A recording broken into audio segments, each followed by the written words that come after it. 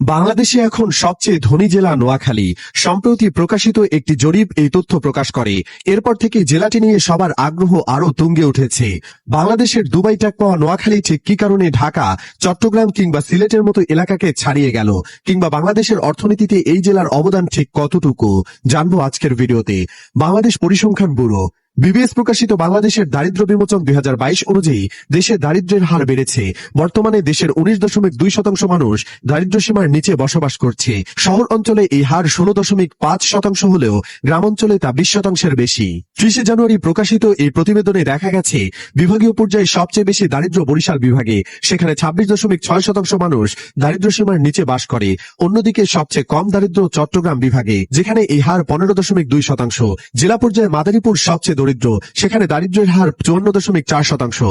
অন্যদিকে দেশের সবচেয়ে ধনী জেলা হিসেবে উঠে এসেছে নোয়াখালীর নাম, সেখানে দারিদ্র্যের হার মাত্র 6.1%।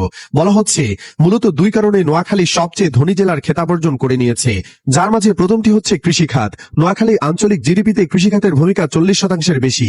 এখানকার প্রায় 80% মানুষ সরাসরি কিংবা পরোক্ষভাবে কৃষির সাথে জড়িত আছেন।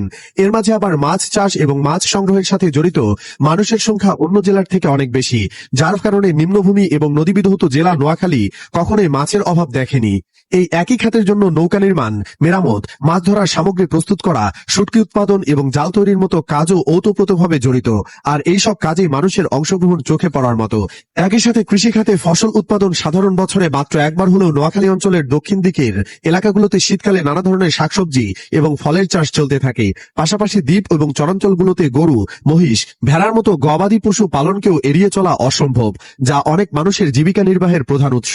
এরপরই আসে রেমিটেন্সের কথা। বাংলাদেশের মতো উন্নয়নশীল দেশের রেমিটেন্স জাদুর কাঠির থেকে কম কিছু নয়। এদিকে বিদেশে যাওয়া মানেই বিশাল অঙ্কের অর্থ খরচ করা, আর এই ব্যাপারে নোয়াখালীর মানুষের জুড়ি মেলা ভার। তারা যেভাবে অর্থ জোগাড় করে নিজেদের স্বাবলম্বী করতে বিদেশের পথে এগিয়ে যেতে পারেন, তা অন্য জেলার মানুষের মাঝে দেখা যায় না। যার কারণে বর্তমানে প্রতি মাসে বিদেশ থেকে যে পরিমাণ রেমিটেন্স আসে, তার বড় অংশ নোয়াখালী থেকে আসছে। 2024 সালের এপ্রিল মাসে বাংলাদেশ ব্যাংকের জেলাভিত্তিক প্রবাসী আয়ের 8 মাসের প্রতিবেদন থেকে এ তথ্য উঠে আসে। সেবার শুধু নোয়াখালী থেকেই $46 কোটি রেমিটেন্স পেয়েছিল বাংলাদেশ, যা সবাইকে অবাক করে দিয়েছিল।